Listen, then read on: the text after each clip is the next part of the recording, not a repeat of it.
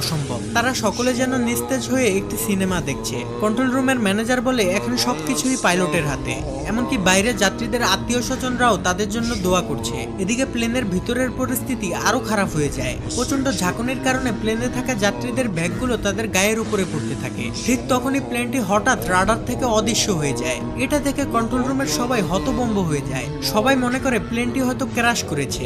সবাই প্রচন্ড ভেঙে পড়ে। কন্ট্রোল রুম থেকে তাদের সাথে যোগাযোগ করার জন্য সর্বোচ্চ চেষ্টা করে, কিন্তু এতে কোনো লাভ হয় না। তারা সকলেই বুঝে যায় প্লেনের ভিতরে হয়তো আর কেউই বেঁচে নেই। কিন্তু না, অলৌকিকভাবে যাত্রীরা তখনও জীবিত ছিল এবং প্লেনটিও চলছিল। ঝড়ের ভিতরে কিছু না দেখতে পেয়ে লিউ মনে করে প্লেন হয়তো পাহাড়ের সাথে ধাক্কা খাবে, তাই সে লিভার টেনে প্লেনটিকে আরো উঁচুতে নিয়ে যায়। এতে প্লেনের ভিতরের ঝাঁকুনি বেড়ে পরিস্থিতি আরো খারাপের দিকে যেতে থাকে। লিউর মাথায় তখন একটা জিনিসই ঘুরছিল যে প্লেনের মধ্যে থাকা 19 জন যাত্রী এবং সে সহ 9 জন ক্রু মেম্বারের জীবন এখন তার হাতে। অর্থাৎ 128 জন মানুষের প্রাণ হাতে নিয়ে লিউ তার সম্পূর্ণ অভিজ্ঞতা দিয়ে প্লেনটিকে কন্ট্রোল করতে থাকে। মৃত্যুকে কাছ থেকে দেখা যাত্রীগুলো এখন তাদের মনের কথা বলতে শুরু করে। অনেকেই জীবনের শেষ ভিডিও বানায় তাদের প্রিয়জনদের জন্য। আর কিছুক্ষণের মধ্যেই প্লেনটি ঝড় থেকে বের হয়ে আসে। লিউর অনেক চেষ্টার পর পরিস্থিতি স্বাভাবিক হতে শুরু করে। এরপর ক্যাপ্টেন লিউ প্লেনটিকে অনেক নিচুতে নামিয়ে আনে, যেখানে পর্যাপ্ত পরিমাণ অক্সিজেন রয়েছে।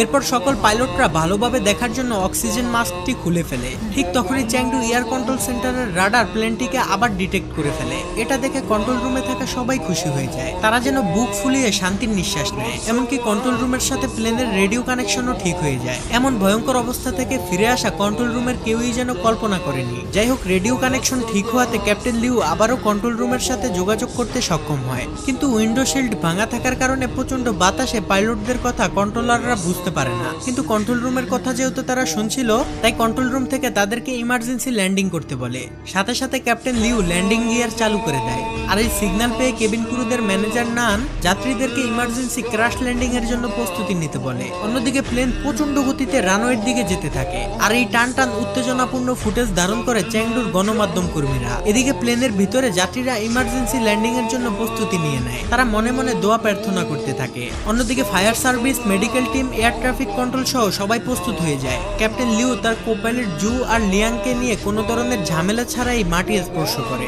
কিন্তু বিপদ তখনও কাটেনি, কারণ চ্যাংডু এয়ারপোর্টের রানওয়ে ছিল খুবই ছোট আর প্লেনের গতি ছিল অনেক বেশি। ক্যাপ্টেন লিউ ইঞ্জিনের থ্রাস্ট কমানোর জন্য লিভার টান দিলে দেখে ইঞ্জিন স্লো করার লিভারটি লক হয়ে গিয়েছে। তাই প্লেন প্রচন্ড গতি নিয়ে সামনের দিকে এগিয়ে যেতে থাকে। এটা দেখে সেকেন্ড পাইলট জু লেগ ব্রেক দিয়ে প্লেনটিকে থামানোর চেষ্টা করে, কিন্তু অতিরিক্ত ব্রেকের প্রেসারে প্লেনের একটি চাকা ফেটে যায়। এটা দেখে কন্ট্রোল রুমের সবাই ভয় পেয়ে যায়। জু তার সর্বোচ্চ শক্তি দিয়ে লেগ ব্রেক চেপে ধরে, কিন্তু এতে খুব বেশি একটা কাজ হচ্ছিল না। এদিকে রানওয়ে প্রায় শেষ হতে চলেছে, তাই ক্যাপ্টেন লিউ, জু আর লিয়াং মিলে তাদের সর্বোচ্চ শক্তি দিয়ে ইঞ্জিন স্লো করার লিভারটি টেনে ধরে। এরপর তারা বহু কষ্টে রানওয়ের একদম শেষ মাথায় গিয়ে প্লেনটিকে থামাতে সক্ষম হয়। এটা দেখে কন্ট্রোল রুমের সবাই খুশি হয়ে যায়। এমন অসম্ভবকে সম্ভব হতে দেখে তাদের চোখে পানি চলে আসে। আর গণমাধ্যম কর্মীরা তো খুশিতে লাফাতে থাকে। এদিকে মৃত্যুর মুখ থেকে ফিরে আসা যাত্রীরা তো খুশিতে কেঁদে ফেলে। তারা চিৎকার করে এই আনন্দ একজন অন্যজনের সাথে ভাগাভাগি করে নেয়। এরপর ক্যাপ্টেন লিউ মাইক নিয়ে